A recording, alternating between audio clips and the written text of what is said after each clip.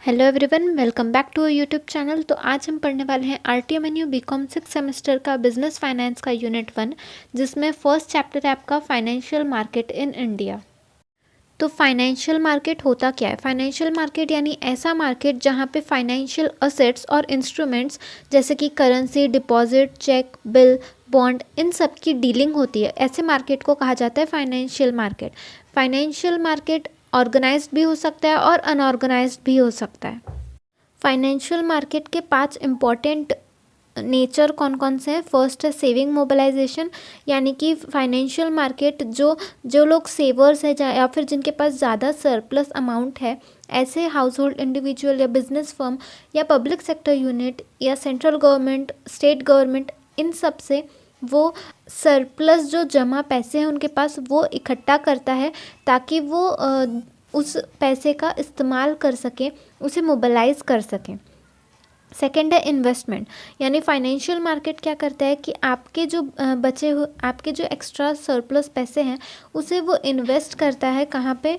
जहाँ पे उन पैसों की ज़रूरत है। फिर थर्ड है नेशनल ग्रोथ। फाइनेंशियल मार्केट हमारे नेशन के ग्रोथ में भी काफ़ी कंट्रीब्यूट करता है। फोर्थ है एंटरप्रेन्योरशिप ग्रोथ, यानी कि सिर्फ नेशन की ग्रोथ ही नहीं तो एंटरप्रेन्योरशिप ग्रोथ भी होती है। जिन एंटरप्राइजेस को फाइनेंशियल रिसोर्सेज की ज़रूरत है वो इस फाइनेंशियल मार्केट से अपनी ज़रूरतें पूरी कर सकते हैं। फिर है इंडस्ट्रियल डेवलपमेंट। फाइनेंशियल मार्केट के अलग अलग जितने भी कंपोनेंट्स हैं या फिर इंस्ट्रूमेंट्स हैं वो हमारे कंट्री के ग्रोथ में मदद करते हैं और इसी वजह से हमारी सोसाइटी का स्टैंडर्ड ऑफ लिविंग और वेलबींग भी अच्छा होता है, बढ़ता है। इसके फंक्शंस क्या क्या हैं? फर्स्ट है मोबिलाइजिंग फंड्स, जैसे कि हमने देख लिए हैं कि ये जो लोगों के पास एक्स्ट्रा सेविंग्स होती है उन इन्वेस्टर्स के पास से वो पैसे लिए जाते हैं, इन्वेस्ट किए जाते हैं उन इंडस्ट्रीज़ को जिनको ज़रूरत है। तो यहाँ पे पैसों का मोबिलाइजेशन होता है। फिर है प्राइस डिटर्मिनेशन। प्राइस डिटर्मिनेशन कैसे की जाती है? वो डिमांड और सप्लाई पे डिपेंड होता है प्राइस, और उस हिसाब से प्राइस डिटरमाइन की जाती है। इन्वेस्टर्स या जो हाउस होल्ड्स होते हैं वो फंड्स के सप्लायर्स होते हैं और जो इंडस्ट्रीज़ होती है वो इन फंड्स को डिमांड करने वाली होती है। तो दोनों के बीच में जो इंटरेक्शन होगा उसके हिसाब से फिर प्राइस डिटरमाइन की जाती है। फिर थर्ड है लिक्विडिटी। इस मार्केट में लिक्विडिटी काफ़ी होती है क्योंकि यहाँ जितने भी कंपोनेंट्स होते हैं वो इन्वेस्टर अगर इन्वेस्ट भी करता है तो उसे जल्दी से वो बेचकर उसका पैसा बना सकता है, यानी शॉर्ट टर्म में वो जल्दी ही उसका पैसा भी बना सकता है। फिर है इजी एक्सेस। इन्वेस्टर और इंडस्ट्रीज दोनों के लिए ये काफ़ी इजीली एक्सेस किया जा सकता है, कहीं पे ढूंढने की या फिर आपको ज़्यादा टाइम या मनी या एफर्ट्स लगाने की ज़रूरत नहीं पड़ती है। फिर है put saving into more productive use. आपकी सेविंग्स यानी जो इन्वेस्टर है, जो इन्वेस्ट करने वाला है, उसकी सेविंग्स का काफ़ी अच्छा यूज़ कर लिया जाता है। सिर्फ पैसे पड़े पड़े नहीं रहते हैं, उसका कुछ अच्छा यूज़ होता है, इंडस्ट्री में यूज़ होता है जहाँ पे उनको ज़रूरत है और वो उस पैसों को लेकर अपनी इंडस्ट्री और अच्छी कर सकते हैं। फिर है types of financial market. Financial market के कुछ टाइप्स दिए हैं, जैसे कि बाय नेचर ऑफ असेट्स उसमें है आपको स्टॉक मार्केट। स्टॉक मार्केट यानी ऐसा मार्केट जहाँ पे शेयर्स का ट्रेडिंग होता है, पब्लिक कंपनीज़ के शेयर्स की ट्रेडिंग होती है। इन्वेस्टर्स इसमें इन्वेस्ट कर सकते हैं और वो चाहे तो वो शेयर बाद में उसे बेचकर उस पर ज़्यादा पैसे भी कमा सकते हैं। फिर है bond market. Bond market companies और गवर्नमेंट को अपॉर्चुनिटी देता है ताकि वो अपना पैसा सिक्योर कर सकें।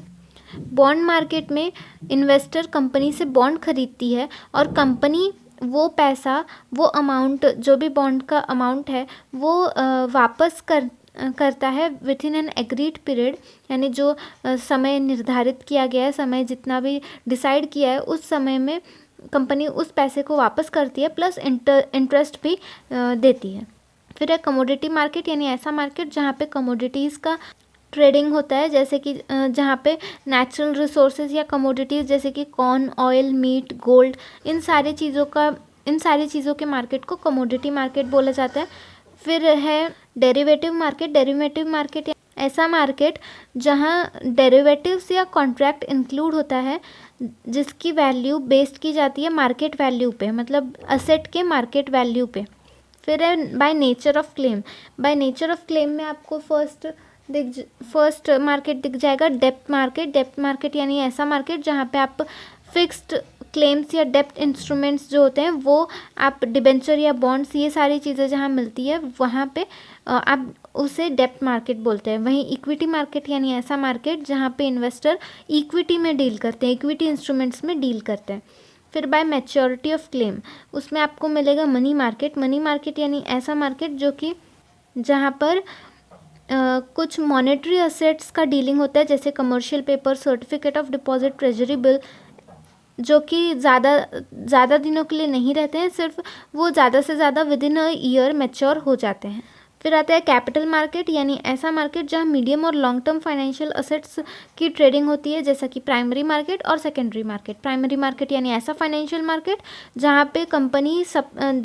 पे कंपनी पहली बार अपने सिक्योरिटीज़ इशू करती है या फिर जो ऑलरेडी लिस्टेड कंपनी है वो फ्रेश इशू करती है, इसे प्राइमरी मार्केट बोला जाता है। वहीं सेकेंडरी मार्केट यानी ऐसा मार्केट जहाँ पे ऑलरेडी आपके शेयर्स इशू हो चुके हैं, अब वो सिक्योरिटीज़ जो है वो इन्वेस्टर्स के बीच में ट्रेडिंग हो रही है, तो उसे सेकेंडरी मार्केट बोला जाता है। फिर बाय टाइमिंग ऑफ डिलीवरी उसमें आता है कैश मार्केट। कैश मार्केट यानी कि जहाँ पे आप ऐसा मार्केट जहाँ पे ट्रांजैक्शन बायर और सेलर के बीच में रियल टाइम में सेटल होता है। और वही फ्यूचर मार्केट में क्या होता है कि फ्यूचर मार्केट में एक तो डिलीवरी या फिर सेटलमेंट ऑफ कमोडिटी फ्यूचर में किसी भी फ्यूचर स्पेसिफाइड डेट पे कंप्लीट होती है, उसे फ्यूचर मार्केट बोला जाता है। फिर बाय ऑर्गेनाइजेशनल स्ट्रक्चर उसमें आता है एक्सचेंज ट्रेडेड मार्केट यानी ऐसा फाइनेंशियल मार्केट जहाँ जो कि सेंट्रलाइज्ड ऑर्गेनाइजेशन, जिसके पास सेंट्रलाइज्ड ऑर्गेनाइजेशन है और स्टैंडर्डाइज प्रोसीजर है उनके पास। और वही ओवर द काउंटर मार्केट यानी ऐसा मार्केट जहाँ पर जो कि डिसेंट्रलाइज्ड है, जिसका ऑर्गेनाइजेशन डिसेंट्रलाइज्ड है और उनके पास कोई भी स्टैंडर्डाइज प्रोसीजर नहीं है, उनकी कस्टमाइज प्रोसीजर्स होती हैं।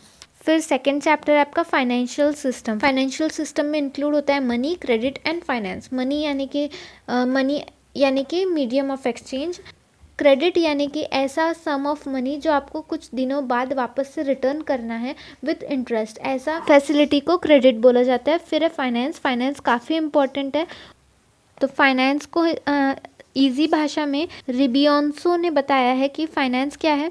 फाइनेंशियल सिस्टम होता है सेविंग और इन्वेस्टमेंट के बीच का लिंक, यानी कि सेविंग आपकी जो है उसे कहीं इन्वेस्ट करके एक न्यू वेल्थ के क्रिएशन को स्टार्ट करना, इसे बोला जाता है financial system. Financial system economic development में काफ़ी अहम रोल प्ले करती है।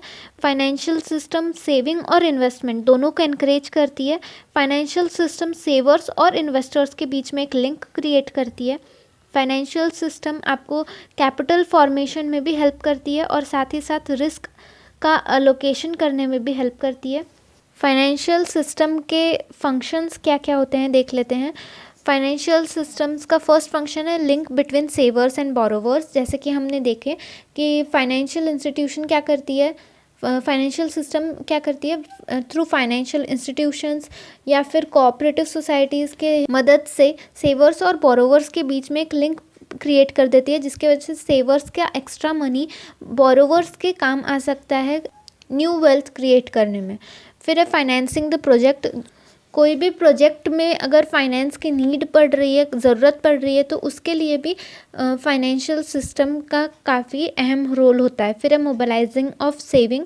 ये हमने देख लिए हैं कि सेविंग का मोबिलाइजेशन होता है, कुछ प्रोडक्टिव एक्टिविटीज़ के लिए आप अपनी सेविंग्स चैनलाइज करते हो, मोबिलाइज करते हो। कैपिटल फॉर्मेशन में काफ़ी हेल्प होती है, क्योंकि फाइनेंशियल इंस्टीट्यूशन जैसे काफ़ी सारे इन्वेस्टर्स को इकट्ठा करता है, उनकी सेविंग्स इकट्ठी करता है, तो उस वजह से कैपिटल फॉर्मेशन में कंट्री को काफ़ी हेल्प होती है। फिर है रिड्यूस्ड कॉस्ट ऑफ ट्रांजैक्शन।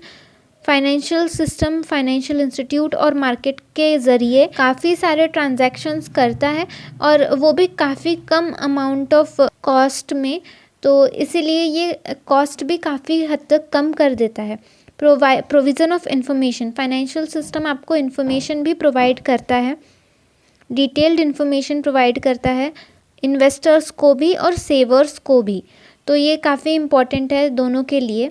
फिर लिक्विडिटी फंक्शन, जैसा कि हमने देखा कि यहाँ पे काफ़ी सारे असेट्स जो होते हैं वो लिक्विड होते हैं, यानी कि आप जो भी इंस्ट्रूमेंट लेते हो वो लिक्विड है। आपको अगर चाहिए कि पैसे की ज़रूरत अगर आपको अभी पड़ रही है तो आप अभी के अभी तुरंत उस इंस्ट्रूमेंट को सेल करके उसके बदले अपने पैसे वापस ले सकते। फिर थर्ड चैप्टर है हमारा मनी मार्केट। मनी मार्केट एक की कंपोनेंट है फाइनेंशियल सिस्टम का। यहाँ पर शॉर्ट टर्म फंड्स मिलते हैं। ये ऐसा मार्केट है जहाँ शॉर्ट टर्म फंड्स मिलते हैं जिसकी मैच्योरिटी ओवरनाइट से 1 ईयर तक की रहती है। यहाँ पर ऐसे इंस्ट्रूमेंट्स भी मिलते हैं जो कि बहुत क्लोज सब्स्टिट्यूट होते हैं मनी के, या फिर जिन्हें नियर मनी भी बोला जाता है, जैसे कि trade bill, promissory notes, government paper, जो कि काफ़ी शॉर्ट पीरियड के लिए क्रिएट किए जाते हैं, जो कि ज़्यादा से ज़्यादा 1 साल तक ही रहेगा। मनी मार्केट में आपको कोई भी जोग्राफिकल कंस्ट्रेंट नहीं होता है कि आपको यहीं जाकर यानी कि कोई प्लेस पे जाके आपको डीलिंग करनी पड़े। आप कहीं से भी इसमें ट्रेडिंग कर सकते हो। ये पूरे जोग्राफिकल एरिया यानी सारे पूरे विश्व में ये फैला हुआ है। कुछ सेंटर्स होते हैं मनी मार्केट के, जैसे कि मुंबई, कलकत्ता, चेन्नई ऐसे, बट वहाँ पे आपको जाना, मतलब वो कोई सेपरेट इंडिपेंडेंट मार्केट नहीं है, वो सारे इंटरलिंक्ड होते हैं और वो इंटर रिलेटेड भी होते हैं वो सारे मार्केट्स। मनी मार्केट में सारी मॉनेटरी असेट्स होती हैं और उसी में डीलिंग्स होती है। ये शॉर्ट टर्म फंड्स में ही डील करते हैं और यहाँ पे ये सिंगल होमोजीनियस मार्केट नहीं है, इसमें काफ़ी सारे सब मार्केट्स भी होते हैं, जैसे call money market, bill market ऐसे।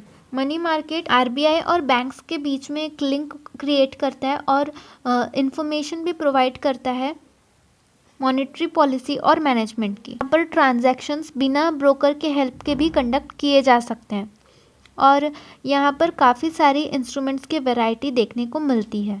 अब जानते हैं मनी मार्केट के इंस्ट्रूमेंट्स कौन कौन से होते हैं। सबसे पहला है call money market. Call money market यानी कि ऐसा इंस्ट्रूमेंट, ऐसा मार्केट जो कि काफ़ी शॉर्ट पीरियड लोन प्रोवाइड करता है फ्रॉम 1 डे टू 14 डेज। ये लोन्स डिमांड पे रीपेएबल होते हैं, लेंडर या बोरोवर किसी के भी ऑप्शन पे ये लोन ब्रोकर और डीलर्स को दिए जाते हैं। फिर सेकंड है treasury bill market. Treasury bill यानी कि एक प्रॉमिसरी नोट ही होता है जो कि गवर्नमेंट के द्वारा इशू किया जाता है अंडर डिस्काउंट कुछ पीरियड के लिए। गवर्नमेंट प्रॉमिस करती है कि वो स्पेसिफाइड अमाउंट जो भी मेंशन की गई है वो पे करेगी बेयरर को, जो भी इंस्ट्रूमेंट का बेयरर है उसे ड्यू डेट पे। इसका पीरियड 1 साल से ज़्यादा नहीं जाता है। इसके 2 प्रकार होते हैं ट्रेजरी बिल्स के। फर्स्ट है ऑर्डिनरी और सेकंड है ad hoc, known as ad hocs. Ordinary treasury bill जो होते हैं वो पब्लिक और अदर फाइनेंशियल इंस्टीट्यूशंस को इशू किए जाते हैं ताकि वो शॉर्ट टर्म फाइनेंशियल रिक्वायरमेंट्स पूरी कर सकें सेंट्रल गवर्नमेंट की। और वही एडहॉक्स जो होते हैं वो आरबीआई के फेवर में ही सिर्फ इशू होते हैं। एडहॉक्स कहीं पर भी टेंडर या ऑक्शन के द्वारा सेल नहीं किए जाते हैं, बट जो ऑर्डिनरी ट्रेजरी बिल थे वो फ्रीली मार्केटेबल होते हैं और उनका सेकेंडरी मार्केट भी होता है। और अगर हम देखें पीरियोडिसिटी से तो ट्रेजरी बिल 5 तरीके से क्लासिफाई किए गए हैं। फर्स्ट है 14 डेज ट्रेजरी बिल। ये 1996 टू 97 में इंट्रोड्यूस हुआ था। ये बिल नॉन ट्रांसफरेबल होते हैं। इसके participants generally state government, specific bodies और फॉरेन सेंट्रल बैंक्स होते हैं। ये बिल इतने पॉपुलर नहीं है इंडिया में क्योंकि इसमें काफ़ी सारे लिमिटेशंस होते हैं। फिर सेकेंड है 28 डेज ट्रेजरी बिल। ये इंट्रोड्यूस हुए थे 1998 में। ये बिल इशू होते हैं ऑक्शन बेसिस पे। फिर आते हैं थर्ड 91 डेज ट्रेजरी बिल। ये इशू हुआ था 1965 में। ये इशू होते हैं डिस्काउंट रेट पे। डिस्काउंट रेट 2.5% से 4.6% के बीच में वेरी करता है। फोर्थ बिल आता है 182 डेज ट्रेजरी बिल जो कि इंट्रोड्यूस हुआ था नवंबर 1986 में। ये बिल डिस्काउंट में इशू होते हैं और ये बिल मंथली ऑक्शंस के द्वारा सोल्ड किए जाते हैं। फिर लास्ट है हमारा 364 डेज ट्रेजरी बिल जो कि गवर्नमेंट के द्वारा इंट्रोड्यूस किया गया था अप्रैल 1992 में। ये बिल ये इंस्ट्रूमेंट जो होता है वो मनी मार्केट स्टेबलाइज करने के लिए इशू किया जाता है। ये बिल ऑक्शन के द्वारा ही सेल किया जाता है। फिर थर्ड आता है कमर्शियल बिल मार्केट या फिर discount market. Commercial bill genuine trade transaction की वजह से अराइज होता है, यानी कि क्रेडिट ट्रांजैक्शन की वजह से। जैसे ही गुड्स सोल्ड किए जाते हैं क्रेडिट पे, तो सेलर एक बिल ड्रॉ करता है बायर पे, जितना भी अमाउंट बचा है उस अमाउंट पे।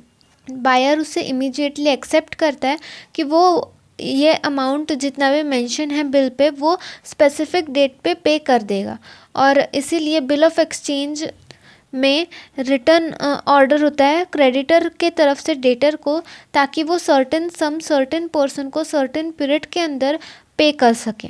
ये हमेशा शॉर्ट पीरियड के लिए ही होता है, 3 मंथ से 6 मंथ के बीच में इसका पीरियड वेरी करता है। फिर इसमें अगर कुछ टाइप्स देखें हम कमर्शियल बिल्स के अंदर, तो उसमें आते हैं demand and nuisance bills, clean bills and documentary bills, inland and foreign bills, export bills and import bills, indigenous bills, accommodation bills and supply bills।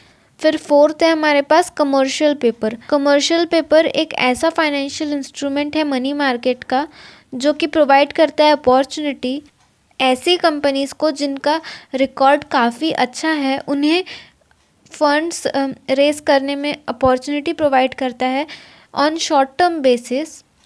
Commercial paper एक अनसिक्योर्ड प्रॉमिसरी नोट है। ये well rated companies को issue किया जाता है minimum 3 month या maximum 6 months के लिए। ये नॉन बैंकिंग कंपनीज़ के अंडर रेगुलेटेड किया जाता है। कमर्शियल पेपर या तो कंपनी के ज़रिए डायरेक्टली इशू किया जा सकता है इन्वेस्टर्स को, या तो बैंक्स या मर्चेंट बैंकर के ज़रिए भी इसे इशू किया जा सकता है। फिर नेक्स्ट टॉपिक है हमारा कैपिटल मार्केट। वैसे तो फाइनेंशियल मार्केट एक ऐसा सेंटर है जहाँ पर बाइंग और सेलिंग होता है फाइनेंशियल क्लेम्स के, फाइनेंशियल इंस्ट्रूमेंट्स के, और फाइनेंशियल मार्केट को हम क्लासिफाई कर सकते हैं मनी मार्केट और कैपिटल मार्केट में। Money market short term finance और ऐसे इंस्ट्रूमेंट में डील करता है जिसका मैच्योरिटी पीरियड 1 साल या उससे कम हो, और वहीं कैपिटल मार्केट जो है वो ऐसा मार्केट है जो लॉन्ग टर्म सिक्योरिटीज़ में डील करता है। मनी मार्केट हमने देख चुके हैं, अब हम देखने वाले हैं कैपिटल मार्केट। कैपिटल मार्केट में ऐसे फाइनेंशियल इंस्ट्रूमेंट्स होते हैं जिसकी मैच्योरिटी पीरियड 1 साल से ज़्यादा होती है। इसका फीचर्स क्या क्या हैं? Deals in long term investment. Capital market long term investment में डील करता है। इसके एग्जाम्पल हो सकते हैं शेयर्स, बॉन्ड्स, डिबेंचर्स, ये सारे एग्जाम्पल्स हैं कैपिटल मार्केट के इंस्ट्रूमेंट्स के। फिर सेकंड है bring together borrowers and lenders. Financial market का ये सबसे बड़ा फीचर है जो कि कैपिटल मार्केट में भी हमें देखने को मिलता है कि बोरोवर और लेंडर को एक साथ लाता है। जिसे पैसे की ज़रूरत है उसे पैसे मिलते हैं, और जिसके पास एक्स्ट्रा मनी है उसका वो प्रोडक्टिव यूज़ कर सकता है। फिर थर्ड है regulated by government. Capital market government के थ्रू रेगुलेटेड है। उसे रेगुलेट करने वाली बॉडी का नाम सेबी है, जो कि गवर्नमेंट के थ्रू सेटअप की गई है, और वो सारी फंक्शनिंग को रेगुलेट करती है। सेबी का फुल फॉर्म है securities exchange board of India. SEBI का काम होता है कि वो देखे कि कैपिटल मार्केट में कोई भी स्पेकुलेटिव या मैल प्रैक्टिसेस हो रहे हैं तो वो अवॉइड कर सकें। फिर फोर्थ फीचर है हमारे कैपिटल मार्केट का यूटिलाइजेस इंटरमीडियरीज। यहाँ पे काफ़ी सारे इंटरमीडियरीज होते हैं जो कि कैपिटल मार्केट को सही से काम करने में हेल्प करते हैं। कैपिटल मार्केट में डिफरेंट इंटरमीडियरीज के एग्जाम्पल हो सकते हैं broker, sub broker, underwriter, collection bankers etcetera. ये इंटरमीडियरीज कस्टमर से कम्युनिकेट करते हैं, उनसे सारी इम्पॉर्टेंट इन्फॉर्मेशन कम्युनिकेट करते हैं कैपिटल मार्केट और कस्टमर के बीच में। फिर फिफ्थ फीचर है हमारे पास determines capital formation rate. Capital market हमारे इकोनॉमी का कैपिटल ग्रोथ को दिखाता है। बहुत सारे बिजनेस कॉरपोरेशंस कैपिटल मार्केट पे डिपेंड होते हैं ताकि वो अपना फंड्स रेज कर सकें। फिर है provides liquidity. Capital market highly liquid market होता है। यहाँ पे जितने इंस्ट्रूमेंट्स ट्रेड किए जाते हैं वो सारे इजीली कैश में कन्वर्ट किए जा सकते हैं। फिर है variety of instrument. Capital market में काफ़ी सारे इंस्ट्रूमेंट्स अवेलेबल होते हैं, काफ़ी सारे ऑप्शंस होते हैं और इन्वेस्टर दोनों के पास। फिर है includes primary market and secondary market. Capital market में दो मार्केट होते हैं, पहला है प्राइमरी मार्केट और दूसरा है सेकेंडरी मार्केट। प्राइमरी मार्केट ऐसा मार्केट है जहाँ पे फ्रेश इशू होता है, न्यू सिक्योरिटीज़ का पहली बार इशू होता है, ऐसे मार्केट को प्राइमरी मार्केट बोला जाता है। यहाँ पर सिक्योरिटीज़ पहली बार इशू होती है। वही सेकेंडरी मार्केट में क्या होता है, जो ओल्ड या एग्जिस्टिंग सिक्योरिटीज़ पहले से इशूड है उनका ट्रेड होता है, उनमें डीलिंग होती है, उसे बोला जाता है secondary market. Broad constituents in the Indian capital market. Indian capital market के कुछ ब्रॉड कंस्टिट्यूएंट्स हम देख लेते हैं। पहला है फंड रेजर। फंड रेजर्स यानी ऐसी कंपनीज जो कि फंड रेज करती है डोमेस्टिक और फॉरेन सोर्सेज से। ये सोर्सेस हेल्प करते हैं कंपनी को ताकि वो फंड्स रेज कर सकें। फिर सेकेंड है फंड प्रोवाइडर्स। फंड प्रोवाइडर्स यानी ऐसे एंटिटीज़ जो कैपिटल मार्केट में इन्वेस्ट करते हैं। ये कैटेगराइज किए जा सकते हैं डोमेस्टिक और फॉरेन इन्वेस्टर्स में, इंस्टीट्यूशनल या रिटेल इन्वेस्टर्स में।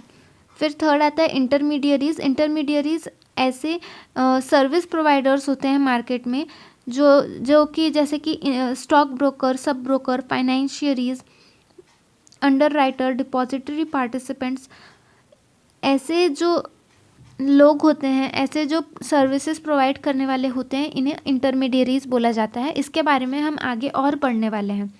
फिर आता है ऑर्गेनाइजेशन। ऑर्गेनाइजेशन में क्या क्या इंक्लूड होता है, ऐसी एंटिटीज़ जैसे कि MCX, SX यानी कि multi commodity exchange, stock exchange, BSE, NSE या अदर रीजनल स्टॉक एक्सचेंज, और two depository national security depository limited यानी कि NSDL और सेंट्रल सिक्योरिटी डिपॉजिटरी लिमिटेड यानी CSDL। ये सब ऑर्गेनाइजेशन में इंक्लूड होती है। Importance of capital market. Capital market क्यों इम्पॉर्टेंट है? फर्स्ट है mobilisation of saving and acceleration of capital formation. Capital formation में हेल्प करता है, साथ ही सेविंग्स का मोबिलाइजेशन होता है, प्रोडक्टिव यूज़ किया जा सकता है। सेकेंड है raising long term capital. Long term capital raise करने के लिए अगर आपको कोई अच्छी जगह है तो वो है कैपिटल मार्केट। फिर है promotion of industrial growth. Stock market central market का एक ऐसा रिसोर्स है, ऐसा ज़रिया है जहाँ से रिसोर्सेज ट्रांसफ़र किए जाते हैं इंडस्ट्रियल सेक्टर को, और इस वजह से इंडस्ट्रियल ग्रोथ काफ़ी बढ़ती है और इसीलिए ये इम्पोर्टेंट हो जाता है। फिर है ready and continuous market. Stock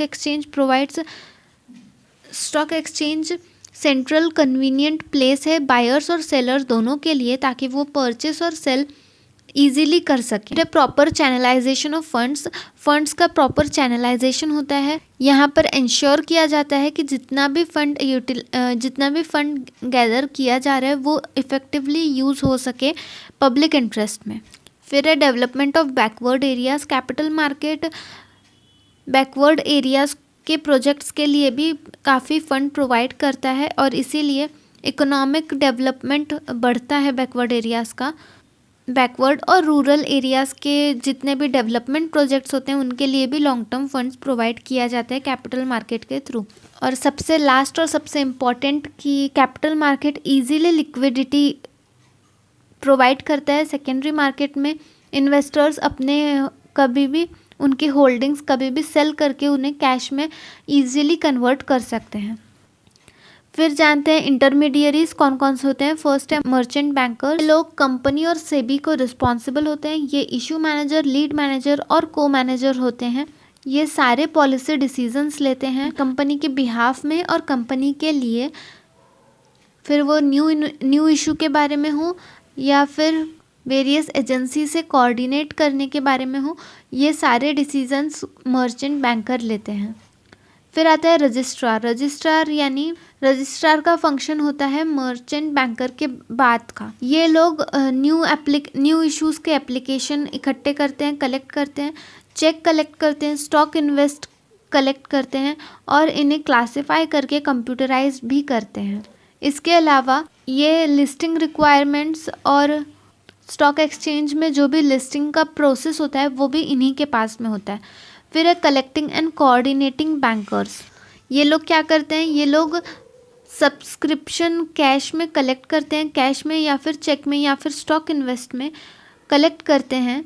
subscription के बारे में इंफॉर्मेशन भी प्रोवाइड करते हैं। साथ ही ये सारी चीज़ें रजिस्ट्रार को मॉनिटर करते हैं, रजिस्ट्रार और मर्चेंट बैंकर को ये मॉनिटर करते हैं। फिर आता है under writer and broker. Under writer यानी कि एक ऐसा अंडर राइटर में क्या इंक्लूड हो सकता है, financial institution, bank, mutual fund, broker. और ये क्या करते हैं, ये जितना भी सब्सक्रिप्शन आया है उसमें कुछ लिमिट तक ये मोबिलाइज करते हैं। और ब्रोकर जो होते हैं वो सब ब्रोकर के नेटवर्क्स के हेल्प के साथ न्यू इशू करते हैं बाय देयर ओन सर्कुलर्स, और एप्लीकेशन फॉर्म भी सेंड करते हैं। फिर आते हैं printers, advertising agencies and railing agencies. ये ऐसे ऑर्गेनाइजेशंस होते हैं जो कि न्यू इशू मार्केट ऑपरेशंस में इन्वॉल्व होते हैं।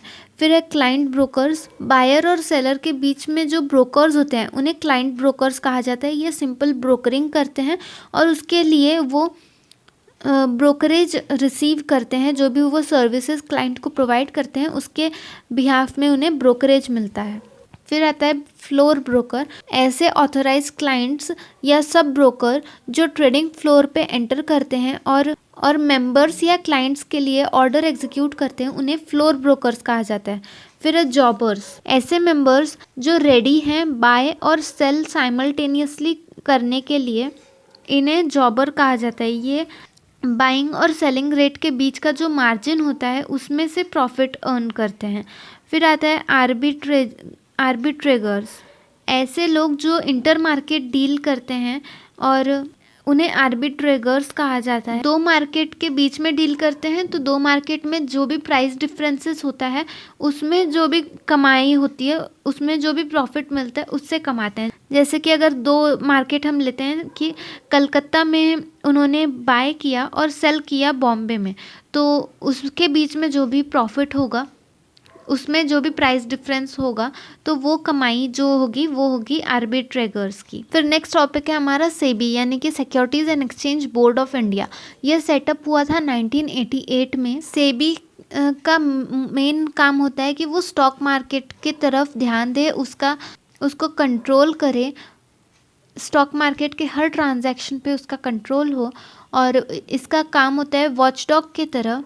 स्टॉक मार्केट में काफ़ी डीलिंग्स बढ़ रही थी और काफ़ी सारी जगह माल प्रैक्टिसेस होने के भी चांसेस काफ़ी बढ़ चुके थे, और इसीलिए गवर्नमेंट ने डिसाइड किया कि हम एक ऐसी रेगुलेटरी बॉडी बनाते हैं जो इन सारे चीज़ों पे ध्यान दे और इन्वेस्टर्स का नुकसान ना हो। तो इसीलिए सेबी का फॉर्मेशन हुआ था। ये 3 ग्रुप्स ऑफ पीपल के लिए काम करता है। फर्स्ट है इशूअर, सेकेंड है इन्वेस्टर और थर्ड है इंटरमीडियरीज। तीनों के तरफ से कोई भी माल प्रैक्टिसेस या प्रॉब्लम ना हो, तीनों को प्रोटेक्शन मिले, इसीलिए इसका काम होता है।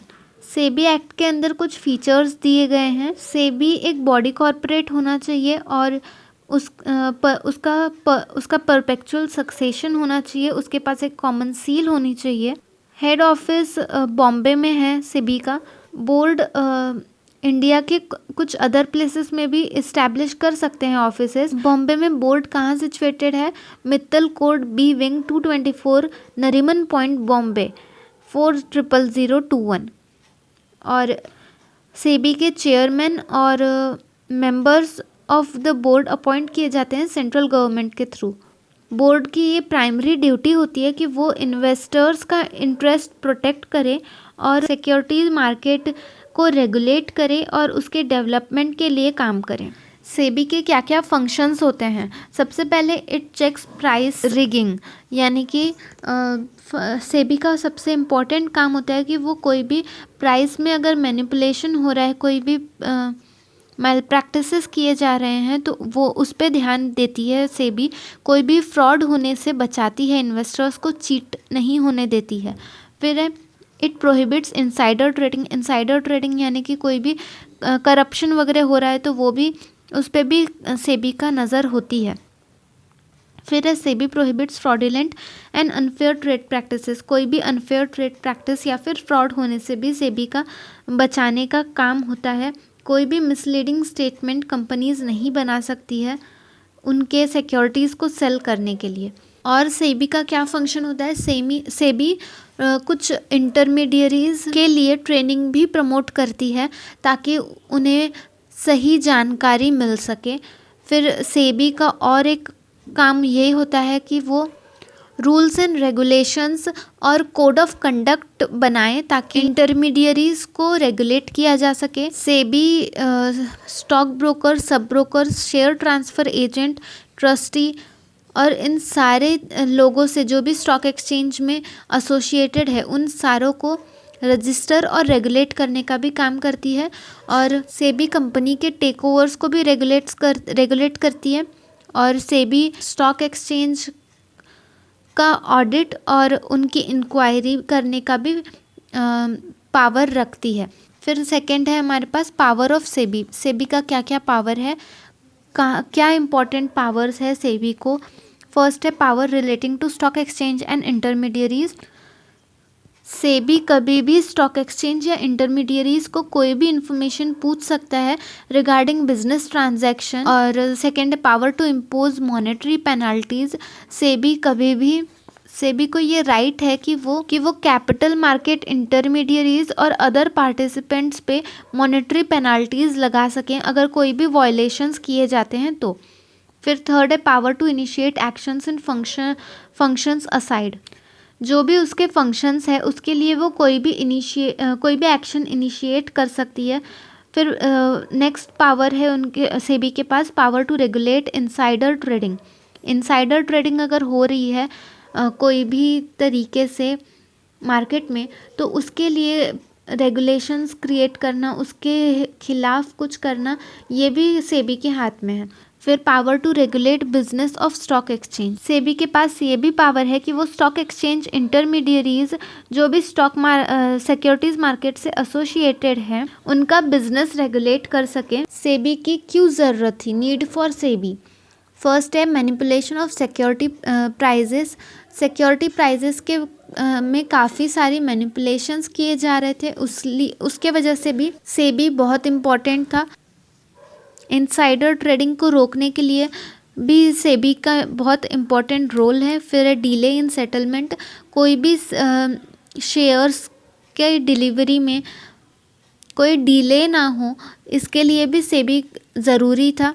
और शेयर्स के ट्रेडिंग के कमेंसमेंट के लिए और उसके लिस्टिंग में भी अगर डिले हो रहा है तो वो ना हो, इसके लिए भी ये मेल प्रैक्टिसेस ना हो, इन सब चीज़ों के लिए सेबी इम्पॉर्टेंट था कि वो फॉर्म करें और वो रेगुलेट करें ये मार्केट को। इन्वेस्टर्स के लिए सेबी के क्या क्या बेनिफिट होते हैं? फर्स्ट है कि मेल प्रैक्टिसेस रिड्यूस होते हैं जिसके वजह से इन्वेस्टर्स फ्रीली अपना पैसा इन्वेस्ट कर सकते हैं। फिर interest in mutual fund. SEBI mutual fund में इंटरेस्ट रिवाइव करने में काफ़ी हेल्प करता है और इसीलिए ये इन्वेस्टर के लिए एक बेनिफिशियल पॉइंट बन जाता है। फिर है बेटर डिस्क्लोजर ऑफ इंफॉर्मेशन, क्योंकि सेबी की तरफ से काफ़ी स्ट्रिक्ट नोटिस दिया गया है कि इन्फॉर्मेशन प्रॉपरली डिस्क्लोज किया जाना चाहिए, इसीलिए ये भी एक इन्वेस्टर के लिए बेनिफिट हो जाता है। Registration of brokers. सेबी के तरफ से रजिस्ट्रेशन ऑफ ब्रोकर्स कंपलसरी कर दिया गया है और उस वजह से ज़्यादातर धोखाधड़ी की जो प्रॉब्लम होती है वो कम की जा सकती है और इसीलिए ये भी एक इम्पॉर्टेंट पॉइंट है, इन्वेस्टर के लिए बेनिफिट बन जाता है ये भी एक पॉइंट। और फिर है इन्वेस्टर एजुकेशन। सेबी इन्वेस्टर्स को एजुकेशन भी प्रोवाइड करता है, उन्हें अवेयर करता है, इन्वेस्टर को वो इनकरेज करता है ताकि वो इंफॉर्मेशन स्प्रेड कर सके थ्रू न्यूज़लेटर्स या फिर वो कॉन्फ्रेंस भी हेल्ड करता है जिसके वजह से इन्वेस्टर्स एजुकेट होते हैं और सही जगह इन्वेस्ट करते हैं। सेबी ने खुद एक सीरीज़ भी स्टार्ट की है इन्वेस्टर एजुकेशन एडवर्टीज़मेंट की डेली न्यूज़पेपर में। तो ये सारे बेनिफिशियल पॉइंट्स हैं इन्वेस्टर्स के लिए। ये था हमारा फर्स्ट यूनिट बिजनेस फाइनेंस का। ऐसे ही सेकंड यूनिट भी हम जल्दी ही लाने वाले हैं हमारे चैनल पे। उसके लिए हमारे चैनल पे बने रहिए। चैनल को सब्सक्राइब करने के बाद बेल आइकॉन प्रेस करना ना भूलिए, उससे आपको नोटिफिकेशन मिल जाएगा जब भी मैं न्यू वीडियो अपलोड करूँगी। अगर ये वीडियो आपको हेल्पफुल लगा हो तो वीडियो को लाइक करना ना भूलें। आपको कोई भी डाउट हो आप कमेंट सेक्शन में मुझे कमेंट कर सकते हो, मैं उसका आंसर 24 आवर्स के अंदर अंदर ज़रूर देती हूँ। आप चाहे तो इंस्टाग्राम पे भी मुझे कनेक्ट कर सकते हैं, वहाँ पे भी आप मुझे पूछ सकते हो अगर आपको कोई प्रॉब्लम रही तो। अपने दोस्तों के साथ ये वीडियो शेयर करना ना भूलें। Thank you so much.